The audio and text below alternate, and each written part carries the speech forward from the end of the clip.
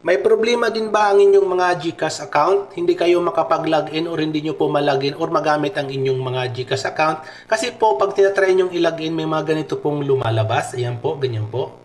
So, dito po sa tutorial natin mga lodis, ituturo po natin yan kung paano nyo po yan aayusin at kung paano nyo po ulit magagamit ang inyong mga GCash. Okay? So, bali po may tutorial na ako nyan mga lodis. Yun po ay para dun sa may mga issue ng developer option. So, dito sa tutorial natin na to, lalahatin na po natin yan ituro kung paano nyo po maayos yan kasi iba-iba po yung nagiging problema ng mga GCash natin pag nagtatry po tayo mag-login. So, ipala nyo po ang tutorial na to mga lodis, huwag nyo pong i-skip kasi po lahat po ng sasabihin ko po ay malaga at dapat nyo pong malaman. Okay? So, dito, katulad po nito sa akin, ayan, itong GCash na to. So, pag tinatry natin siyang i-open, so, may lumalabas pong ganyan mga lodis, and then, automatic pong magbabak yung mga GCash natin. So, hindi natin ma-open ang ating mga GCash. So, pag ganun po ang lumalabas sa inyo mga lodis, either developer option man yan, security protection, unknown source, or unprotected network po. So, lahat na po yan ituturo natin. So, ang una po muna natin gagawin mga lodis ay kailangan natin i-clear yung data ng ating mga GCash apps natin. So, para i-clear po siya, kailangan nyo pong ilong press yung mga GCash application nyo. Katulad po niyan, ilong press nyo po. Ayan. And then, lalabas po ito. Ayan, apps info. Ayan po.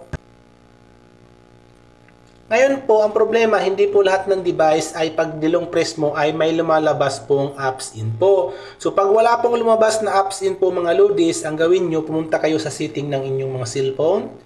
Ayan po, open nyo po. And then dito po, hanapin nyo po dito yung mga naka-download na application nyo. Katulad po sa akin dyan. Ayan, i-search nyo na lang po para mas madali po. Ayan po. So, dito po, hanapin lang po natin yung mga application. Ayan po, apps, all apps. Kasi andyan po siya sa akin. And then dito, ayan po, nasa app list po. So, dito po, hahanapin lang po natin dito mga lodis ang GCash application. So, bago natin siya hanapin, i-click natin yung tatlong dot na makikita natin dyan sa taas. Ayan. And then, i-click natin po itong show system. Ayan po. So, hanapin po natin dito mga lodis yung GCash. So, pag nahanap na po natin yung GCash application mga lods, katulad po niyan, i-open po natin. And then, kung ano po dito yung makikita nyo, same lang din po doon sa paglong press sa ating mga GCash application. So, ito rin po yung tinatawag na app info. So, pagdating po dito sa app info mga lods, hanapin nyo po ang storage in cache, yan po, or data po. So, minsan po hindi po yan magkasama, minsan po hindi sa baba. Basta hanapin nyo po yung storage, yan po. I-click nyo po yan. And then, mapupunta po tayo dito mga lodis sa storage ng GCash. So, makikita po natin sa baba yan. Minsan sa taas naman po yan. Clear cache or clear storage. Minsan naman po clear data yan. So, kailangan po natin mga loads i-clear data. I-reset yung ating mga GCash application. Tanggalin po natin yung mga old updated or yung mga old data po ng ating mga GCash account. Kasi yan, minsan po yan po ang nagko-cause kaya po nagkakaroon ng security issues sa ating mga GCash. So, ang gagawin nyo po, kailangan nyo po yung i-reset or kailangan nyo pong tanggalin yung data na yan. So, i-clear nyo po yan. Yeah, clear cache. Yan po. Dapat po 0 yan. And then, dito naman po sa clear storage or clear data po, minsan makikita nyo dyan. Clear nyo po yan. So, pag clear nyo po yan, marireset po yung GCash application nyo. Okay? Pati po yung account nyo, madi-delete po yun doon. Kaya po, kung hindi nyo po alam yung account doon, huwag nyo po ito gawin. So, siyempre, kung GCash nyo naman po yan, alam nyo po ang number niya, di ba? So, kailangan nyo po yan i-clear para po may login nyo po ang inyong mga GCash. Kasi ngayon po, yung yan po baka security protection or security issue ang problema ng inyong mga GCash. So, i-clear mo po yan. Yan po. So, ngayon, ang matitira na lang po dyan ay ang data ng apps. Yan po yung app size. And then, magiging 0 na po siya. Pag na-clear nyo na po yan, mag-back po kayo. Ngayon po, ang sigit po natin gagawin ay pumunta po tayo sa store or app store ng ating mga cellphone kung saan po natin dina-download yung mga application. Lahat naman po ng Android o lahat ng cellphone po, mayroon po yan na store para po doon sa mga application. Dito sa akin, sa Play Store, open natin mga yan. And then, pagdating po dito mga lodis, i-search po natin ang ating mga GCash. Yan, search natin dito. And then, lalabas po dito mga lodis. Hanapin nyo po yung GCash. And then, pag may nakita po kayo dyan, lodis tabi ng GCash na update or need update, kailangan nyo po loads i-update yan. Kasi po baka hindi po updated ang inyong mga GCash, kaya po hindi niya pa ma-open kasi po in-update po yung system ni GCash, kaya po mostly sa mga GCash user po ay hindi pa nakaka-update kaya hindi nila ma-open, kaya nagkakaroon po ng security issue sa ating mga GCash. So i-update nyo po yan mga loads, okay? Pag once na na-update nyo na mga loadies, mag-back naman tayo. Ayan. Ngayon mga loadies, dito naman po tayo sa third step natin. Ito ay para doon sa may mga issue naman sa developer option. So marami ang nagtatanong, hindi nila makita ang developer option nila. So kasi po ang developer option po ay nakatago po yan sa setting ng ating mga cellphone, hindi po yan open para po sa lahat ng device kasi po pwede po natin i-manipulate or pwede po natin i-adjust yung setting ng ating mga cellphone. So makikita nyo po yan dito mga loadies, ayan. Setting. Sa setting po yan, hanapin nyo ang setting ng inyong cellphone. So dito mga loadies, dahil iba-iba ang setting ng ating mga cellphone, hindi po magkakaparehas. Ang developer option po mga loads ay makikita nyo yan sa inyong mga about phone, my phone, phone information, and then system setting or system po. Makikita nyo po dyan mga loadies ang hahanapin natin para po ma-turn on natin at mapalabas natin yung developer option. So dito sa akin ang developer option ka mga loads ay andito po siya sa my phone, okay? Yan, my phone po. Hanapin nyo po mga loads yung mga nabanggit ko dyan, okay? So, i-click natin po yan kung may phone din po sa inyo or about phone, okay? Yung mga nabanggit ko po, i-open nyo po yan. And then, mapupunta po tayo dito mga loadies sa information ng ating mga cellphone or ating mga device. So, dito po, hahanapin nyo po ito mga loads, okay? Ayan, dito po sa akin, makikita nyo po mga loads, ang developer option ay sa build number. Ang iba naman po, ang developer option po ay hindi dito. Makikita nyo po yan sa band build or build band or build version, band version, or version po or phone version ng ating mga cellphone. Ang mahalaga po, wala po problema yan, i-click nyo po lahat yan kasi po pag click nyo po yan ng 7 sunod-sunod, may magpa-pop up po yan sa baba dyan na developer option hanggang sa matapos nyo po ang 7 times na pag-click. Okay?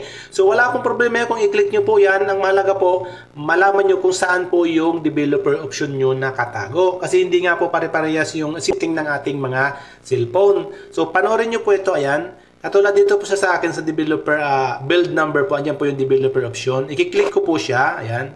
Pansin nyo po, 1, 2, 3, 4. Yan sa baba po, nakikita nyo po, ayan po, ayan.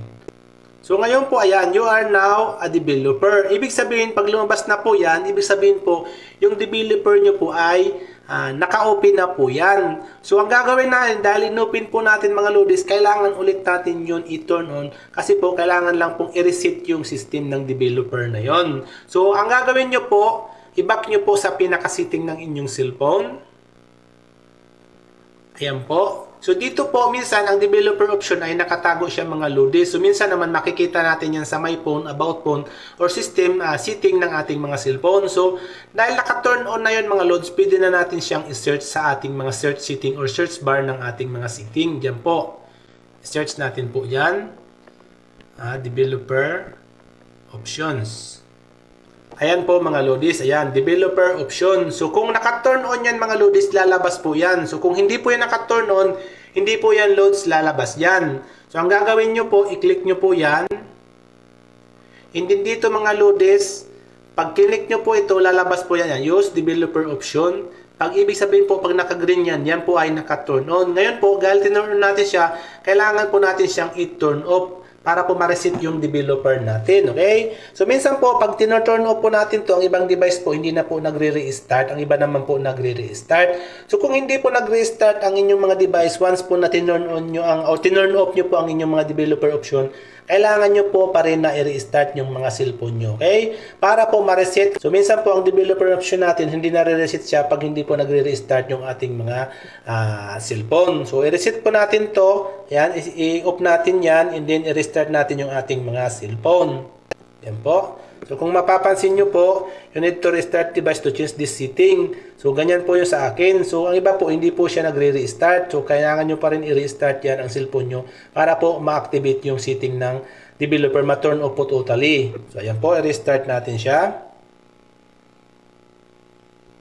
So pag once na nag-restart na po ang inyong mga cellphone, nagawa nyo na po yung ibang mga setting mga lodis, ito na po ang gagawin natin para sa port state mga lodis.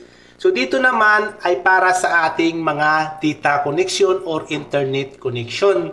Kung ang cellphone nyo po ay nakakunik kayo sa Wi-Fi, ang gagawin nyo po ay kailangan nyo pong i-reset, hard reset ang inyong mga Wi-Fi na ginagamit.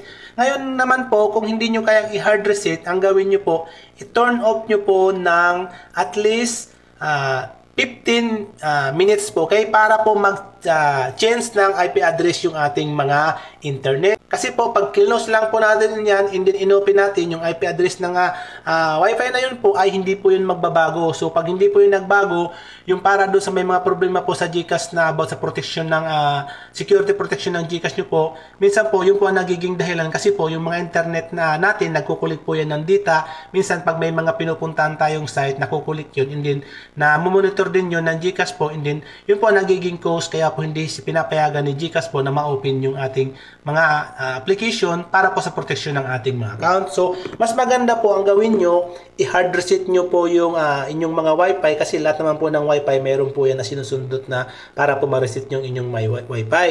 Pag once po na na-reset nyo na, ang gawin nyo po, i-turn off nyo po ng at least 10 minutes, mas maganda po abutin ng 20 minutes po, i-turn off nyo po yung inyong Wi-Fi, wag nyo pong i-open, tanggalin nyo po yung saksak, and then mag-change ng IP address po yan. So ngayon po, pag nagawa nyo na po yung mga lodis, pwede nyo na po loads na i-open yung inyong mga GCash. And then para naman po doon mga loads sa mga nakadata, mag-try po kayo loads na gumamit, wag po yung data connection, mag-try po kayo maggamit ng ibang connection tulad po ng Wi-Fi or makikonik po kayo dun sa may GCash po na ginagamit din na nakaka-open ng GCash account. Okay? Kasi minsan po yung mga ginagamit natin na data, yan po yung nagkakaproblema, nagkaka-issue po. Kailangan nyo po yan na tanggalin yung SIM na yan, and then wait nyo pong mapalitan po yung IP ng inyong mga data. Okay? So pag okay na po yan mga lodis, nagawa nyo na po yung 4 na step na yun mga loads, na clear data nyo na po, na-update nyo na po, and then turn off nyo na po yung developer option, and then na hard reset nyo na po or na-set nyo na po, na-reset nyo na po yung inyong mga internet connection. Ngayon po, i-open nyo na po yung inyong mga GCash application. So dito po, ayan po GCash application ko mga loads. Open natin siya. So kung mapapansin nyo mga lodis, magre-reset na yung inyong mga GCash apps. Ayan. So dito, request permission, kailangan po natin mga lodis na i-okay yan or i-allow po. Ayan po, allow po natin siya. Okay. And then dito po, take a picture in a recorded video. Kailangan po natin siyang i-allow. Ayan po, wag po tayo magpindot ng don't allow while using apps. And then, i-allow din po natin ang location kasi po, depende po sa update. May mga update po tayo, depende din sa location ng ating. Especially kung ginagamit nyo po ang GCash na to sa abroad kayo. Ayan. While using apps po, ayan po. And then, allow access to your contact. Allow mo po yan. And then, allow mo po ulit to. Allow mo po lahat dyan mga lodis. Okay? So, dito mga lods, kailangan nyo nang ilagay po yung GCash na number nyo. Okay? I-click po natin tong next. And then, magsasend po yan ng code sa mga number nyo po. Okay? GCash number nyo. Click nyo send code. Ngayon po, pwede nyo na pong ilagay yung code na isinend po dun sa inyong mga cellphone number or sa GCash number nyo. And then, dito, pwede nyo pong i-share yung inyong mga location. Kung ayaw nyo naman po, no thanks. Pero mas maganda po, i-share nyo po yung location. And then, ito po, i-allow mo po. Ayan. Ngayon po, ito na po yung inyong mga GCash. So, pwede nyo na pong ilagay yung inyong mga IMPIN. And then, dito po, pwede nyo pong enable yung inyong biometric. Kung ayaw nyo naman po, skip for now. Okay lang po. Click nyo po muna itong skip for now. And then, ito na po. Lalabas na po yung inyong mga GCash. Ayan na po. Nalagin na po natin.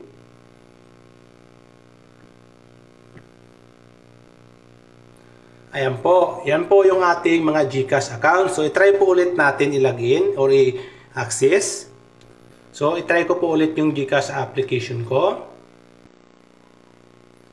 And then, kung pansin nyo po mga lodis, wala na pong nag-up na issue sa GCash. So, ibig sabihin po niyan mga lodis, pwede na pong i-access at pwede nyo na po ulit gamitin yung inyong mga GCash account. So, ilagay nyo na lang po dito yung inyong IMPIN. And then, ma-access nyo na po yung inyong mga GCash account. So ngayon po, pag nakapag-login na kayo, naka-access na kayo ng inyong GCash, so tapos ay may problema po, hindi kayo makapagbayad ng mga bills, hindi kayo makabili ng load, or hindi kayo makaprocess ng payment po, ang problema na po ng mga loadies ay nasa internal error na po, or internal system ng GCash. So ang gagawin nyo po mga loadies, screenshot nyo po yung error na yon, and then, i-click nyo po yung help na yan. And then, i-follow nyo lang po yung step na ibibigay sa inyo dyan ni GCash para po ma-resolve yung issue na yun mga lods. Okay? So, ganun lang po mga lodis. So, sana po natulungan ko kayo. Kung may mga katanungan po kayo, pwede po kayo mag-comment sa comment section ng video na to. At sagutin po natin yan mga lodis sa abot ng ating makakaya. So, hanggang sa muli, Lodge. Much love. God bless.